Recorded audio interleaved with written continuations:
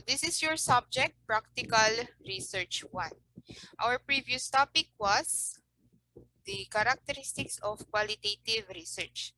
So our topic for today is about the research problem and the research title. So ano ba ang mga content ng ating topic for today? Ano ba ang nilalaman ng research problem and research title? So first, let us define what is research problem. A research problem refers to a statement that promptly suggests for conducting an investigation. Moreover, a research problem to be designed must deal with some concerns in a particular field that may need an improvement or a solution. So from the word itself, problem. So ito yung i-research mong problema. Ito yung ginagawan mo ng or gagawan mo ng research paper. So it is a problem. Okay? Nagagawan mo ng investigation. The researcher must also observe gaps in existing scholarly literature, theories, and practices in order to come up with a good and relevant research problem. So if you're the researcher and you relied sa mga literature na available, sa mga naisulat na mga research paper to assess a research problem, titignan mo kung ano yung kulang, the gap. Ano yung kulang sa mga existing na papers. Na yun naman yung i-research mo. That is the problem itself. So kung may nakita kang isang research paper at maganda yung topic niya, pero may nakita kang kulang sa research na yon, that is the gap. Yun yung problema. That is the research problem. So the gap is the research problem. If you're going to rely to an existing literature, theories, or practices. Okay? This design problem then will serve as a guide to know what kind of research study will be most suitable to address the perceived concern. So dahil mula siya sa isang research paper, so meron ka ng basis kung paano mo din siya gagawin. Because gap lang naman siya, parang lacking, kakulangan sa nagawang papel. Okay? So saan pa ba pwedeng makakuha ng research problem? Aside from existing research gap or research paper gap, so saan pa pwedeng makakuha ng mga problema na maaaring gawan ng research paper? Let's see. Theory. So ang mga theories, yung mga existing theories na katulad ni Charles Darwin, kung kaya mong i-research yung kay Charles Darwin, the theory of human evolution, pwede yun. Existing social philosophies and generalizations which the researcher is familiar with may be of a great help to design a research problem. The researcher may observe if there is a gap between theory and practice. Difference between what is said by the elders and what the youngsters see and observe may be a potential source of a problem. So sa theory, kapag meron kang alam na isang theory, which is the evolution, maybe, halimbawa, the theory of Charles Darwin about evolution, may nakita kang gap dun, parang may mali. Or parang merong hindi nakita si Charles Darwin na nakita ko sa theory niya, pwede mo siyang gawan ng research paper. Yun yung magiging research problem mo. Ayan. So, pwede din yung mga existing na ibang theory, katulad ng theory of the hierarchy of needs ni Maslow, di ba? So, according to Maslow, meron daw tayong mga pangangailangan na ni-rank niya. So, kapag may nakita kang gap doon, so pwede mo siyang gawan ng research problem. Or pwede mo siyang gawan ng research paper. Ganun. O kaya sa mga subjects nyo ngayon, kung meron mga existing theories na binabanggit yung teacher nyo, and parang may mali sa mga theories na yun, may nakikita kayong gap, may kakulangan. So pwede nyo siyang gawan ng research paper. Nurse, practitioners, yung mga tao, yung mga, parang ako, teacher ako, I'm a practitioner in the field of education.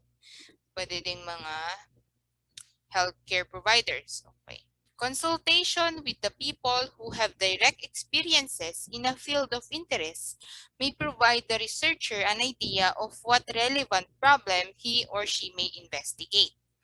Practitioners such as teachers, social workers, healthcare providers, etc., are considered to be a good source of problems since they are directly experiencing difficulties and challenges which are needed to be addressed. So, dito naman, maghahanap ka ng isang practitioner, yung nagtatrabaho sa isang field of specialization, parang teacher nga, and tatanungin mo siya kung ano yung mga nakikita nilang problema. Ganon. Kasi sila ang may direct experiences sa field na yon. Halimbawa, ako, yung tardiness ng estudyante, sa teacher mo yun makukuha, di ba? So, pag sinabi na ano kayang mga sanhi ng pagiging tamad ng mga estudyante, pwedeng nakuha mo yun sa isang teacher, di ba? Sa healthcare provider, ano naman kayang pwedeng maging idea ng mga problema sa field ng healthcare providers ngayon? So, yung kakulangan ng PPE, the personal protection equipment against COVID, di ba? So, pwede yun yung mga problema ng healthcare providers ngayong pandemic na ito. Ganun. Or the lack of financial support from the government. Pwede din ganun. Pwede din yung discrimination from the public. Kasi diba, if we saw a nurse in a public place, parang nilalayuan na natin yung mga nurses because we all know that they are exposed to COVID patients, mga ganon. So there is a discrimination. Pwedeng ganon yung mga sabihin ng mga practitioners in their own field. So kung wala pa kayong idea kung ano ang magiging problem nyo sa inyong research paper, so you may ask different people in different fields na connected sa strand nyo, di ba? Kapag ABM, you may ask a businessman. Kapag HUMS, you may ask a politician, maybe a social worker, yung mga practitioners in the society. Kahit sino kapag HUMS eh. Kapag TVL naman, yung mga maybe food, yung mga nagpe-prepare ng food, mga ganun. Tourism, yung mga nagwo-work sa hotel and restaurants, ganun. Ayan. So those are the practitioners that you may ask in connection to your strand. Kasi the paper that you're going to do is connected to your strand kasi. So, you may ask different practitioners na kung ano yung mga nararanasan na nila sa mga fields and yung mga problems na nakikita nila. So, you may rely on that to make your research paper or your research problem. Kasi ang paper nyo, di ba, the research paper begins with a research problem. From problem to title into paper. Next one, personal experience. Daily experiences can provide the researcher an idea of what problem that needs a solution. Observation on what is happening in the community may allow him or her to see the common concerns of people or institutions which may be subjected for investigation. So kung wala kang mahanap na practitioner, you may rely on your own experiences. So ano ba yung mga nararanasan nyo ngayon? So pwede nyo siyang gawan ng or pwede kayong mag-rely doon as your research problem. So, hindi ko alam yung mga experiences nyo, kayo na mag-assess, di ba? So, yung pagiging ano nyo, di ba? Bawal kayong lumabas ngayon, depende sa quarantine protocol na under kayo, di ba? So, you're under MECQ, Santiago City. So, bawal kayong lumabas. So, pwedeng gawan nyo yun ng problema. Yun yung problem nyo. Then, gawan nyo na siya ng title. Ganun. Or any other problems. Ano pa ba ang problema nyo ngayon? So, ayun. So, problema nyo siguro, ang dami-daming pinapagawa ng mga teacher. Pwede nyo yung gawan ng research problem. Yun yung problema nyo eh. Diba? So that's why academic freeze or is trending right now sa Twitter, sa Facebook, and other social media. So pwede nyo yung gawin ng research problem. So the overload of activities given by the teachers of Global Academy. Effects to the students. So kayo na bahala doon. Then relevant literature. An extensive and thorough review of literature and studies relevant to the problem interests of the researcher may enable him or her to come up with a potential study. Through reviewing other available researches, the researcher may be able to determine gaps in knowledge and to subject them for replication. Thus, a good research problem will be ensured. So, ang relevant literature meaning magbabasa ka ng mga existing na research paper and titignan mo lang yung mga gap doon. Or you can replicate it in a different demography lang sa ibang location and sa ibang mga respondents. So, ayan. So, sa relevant literature, kinopya mo yung ibang research, yung concept ng ibang research, inibahan mo lang yung respondents and yung location. So, replication. That is one of the characteristics of research, di ba? You may do so. Next one. Considerations in formulating the research problem. So, ano ba ang kailangan nating i-consider? So, halimbawa, meron ka nang nakausap na practitioner or may idea ka na about sa research paper mo, may problema ka na. So, titignan na natin ngayon kung ano yung mga points na kailangan nating alamin bago natin further consider ang research problem na yon. So, external criteria. It is divided into, so this one, the consideration in formulating the research problem is divided into two, the external and the internal criteria. So sa external criteria, we have novelty. The research problem must carry newness. With this, its practical value would be easily perceived. So dapat hindi siya if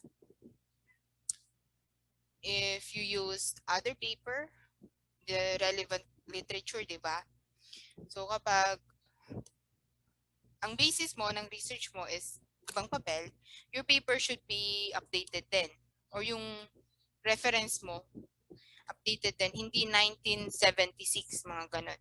So dapat bago-bago yung topic mo. Hindi, yung tinatanong mo is the efficiency of typewriter to students, to the senior high school students of Global Academy. So if that is your research title or that is your paper itself, so may newness ba yun? Ginagamit pa ba ang typewriter ngayon? So hindi, di ba? So dapat updated yung problem mo. So ngayon, dapat yung problema mo is ngayon. No? Hindi yung problema pa noong panahon ko, ganun. Hindi. Dapat problema ngayon. Okay? Availability of subjects. A research problem, when is subjected to a further investigation, requires data from the target subjects. Hence, the researcher must ensure that there will be available participants who are capable of providing data needed for the study. So, dapat yung mga respondents mo is meron, di ba? So, for example, ang paper mo is about yung sa latter part of your title is of Norwegians, ganun. So, may mga Norwegians ba dito? Ganun. Or, can you actually gather Norwegians na respondents sa paper mo, ganun. So, dapat yung mga participants mo is available, easily to access, ganun. Kapag chinat mo, magre-respond na or ayun, easily to communicate. So that's why we highly suggest that you use your classmates as your respondents sa inyong research paper. So para palagi silang available as your respondents. Okay? The availability of subjects. Subjects refers to your respondents. Okay? So, dapat palaging available yung pagtatanungan mo. So, the first one is, bago-bago yung problema. The second one is, available yung mga possible respondents mo. Okay? Number 3, support of the academic community. The academic community, which consists of administrators, teachers, staff, students, and parents, should be considered by the researcher in what particular problem will be investigated. Each member plays a vital role in the conduct of the study.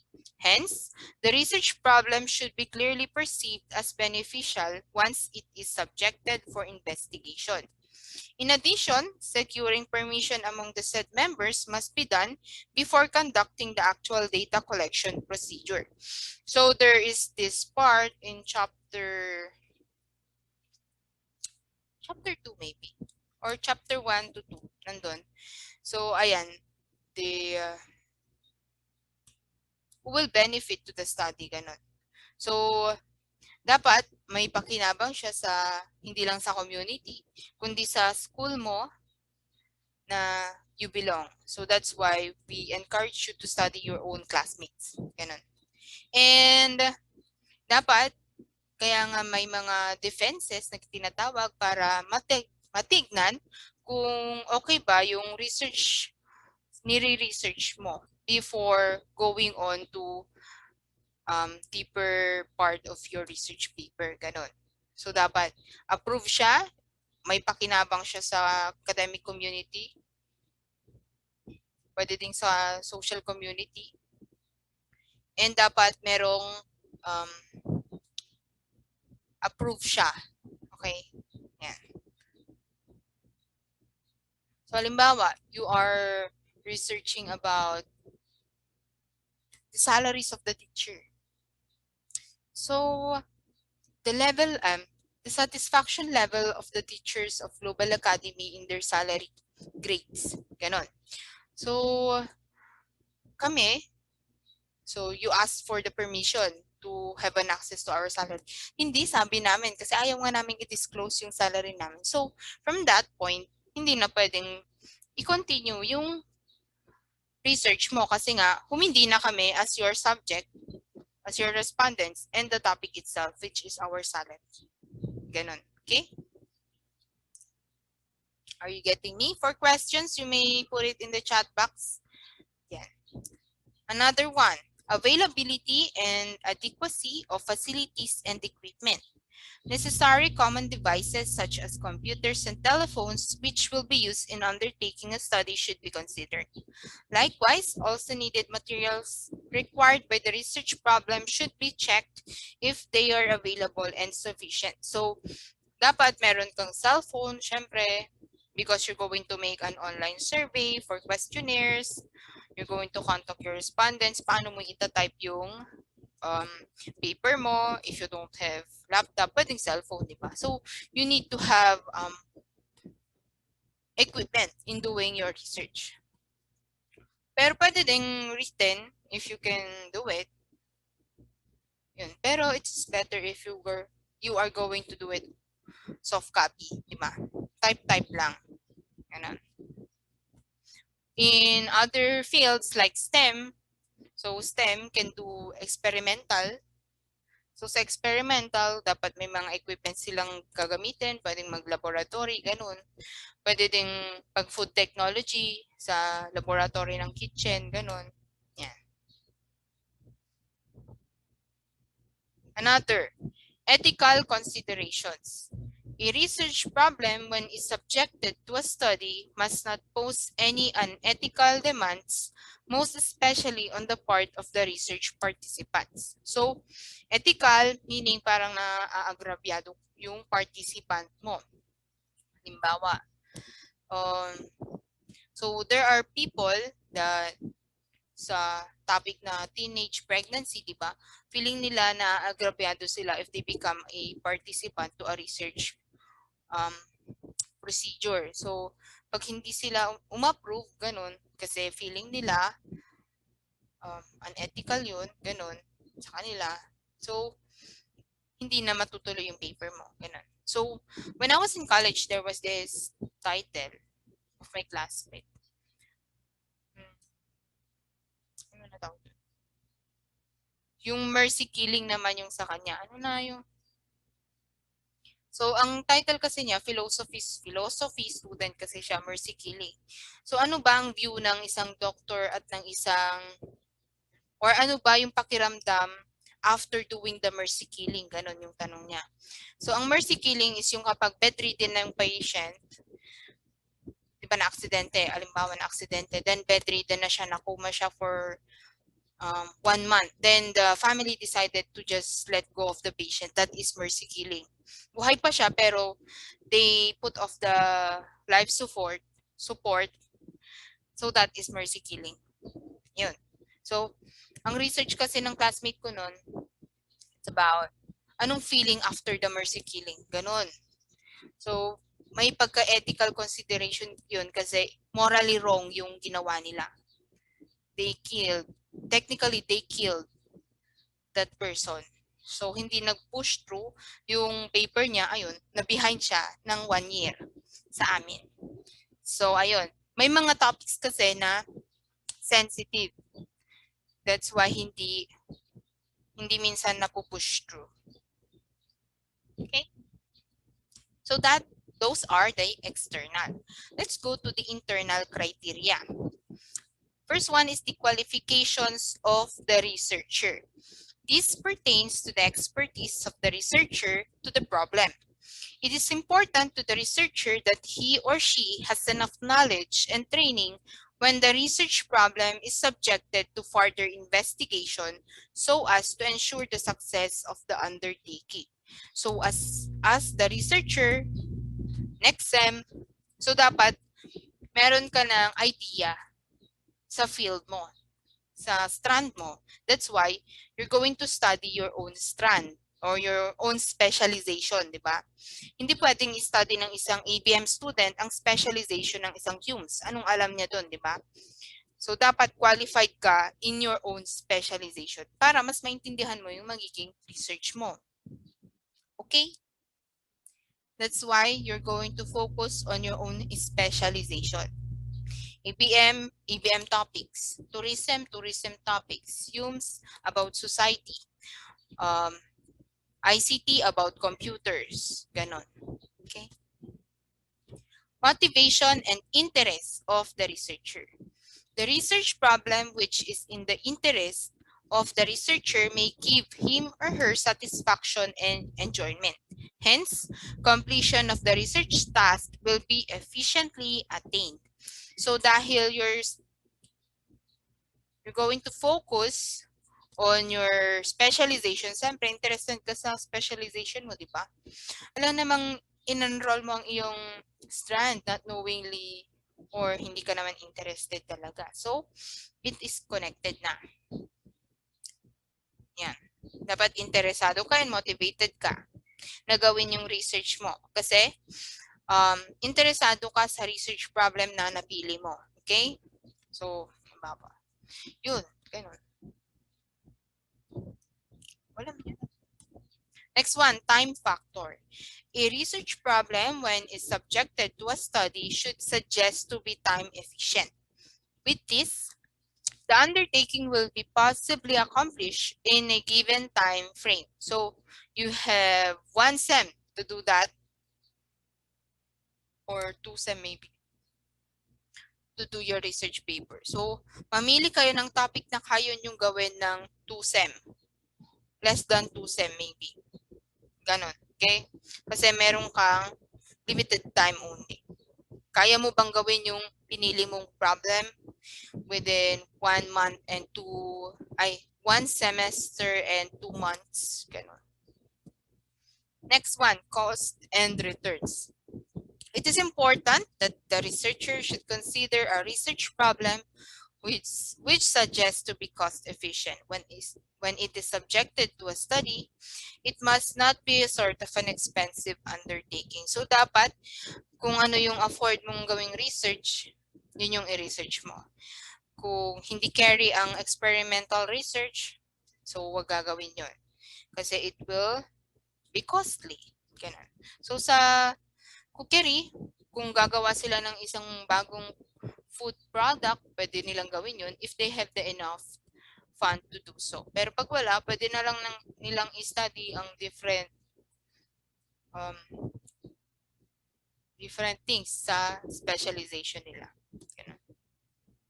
Hazards and handicaps. This means that the research problem should not put the researcher in danger. So dapat hindi delikado sa inyo yung mga gagawin nyo. So hindi naman siguro kasi you're not doing experimental, di ba? Yan. Let's go to characteristics of a research title.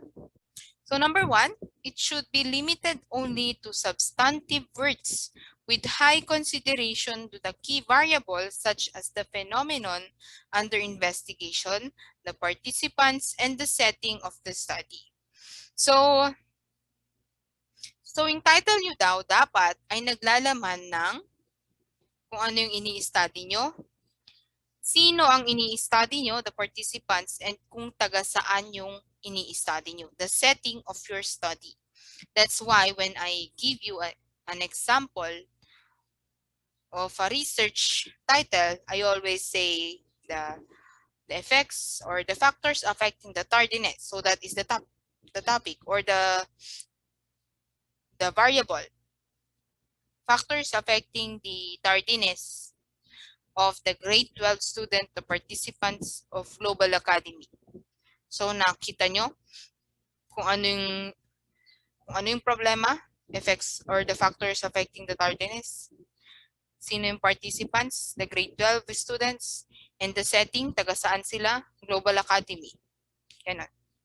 Because if you didn't put one of these 3 things sa title nyo, your title will be confusing. So, sinong grade 12? Ang daming grade 12 sa mundo. No, ganun. So, kapag Global Academy naman, sino sa Global Academy? So, dapat specific ka. Okay? So, dapat yung mga yan nakalagay sa title nyo. Please take note. And the title is not a question. So, dapat the formation or ang paggagawa nyo or ang paggagawa ng inyong research title ay hindi in a form of a question. 2. It should use words that can create a positive impression among the readers. Among using abbreviations as well as some avoid using abbreviations as well as some words constructions such as method, result, and investigation. So, dapat pleasing siya sa mga magbabasa. So, kung nasa bookshelves na yung research paper nyo, dapat kapag binasa nila yung title, ay interesting. Ganon. Kasi kapag hindi catchy yung title mo, hindi yan kukunin ng magbabasa. Hindi yan marereplicate kasi nga hindi naman interesting yung paper mo. Diba? Yung title mo palang hindi na interesting. So, hindi na siya marereplicate, diba? Hindi na siya gagayahin.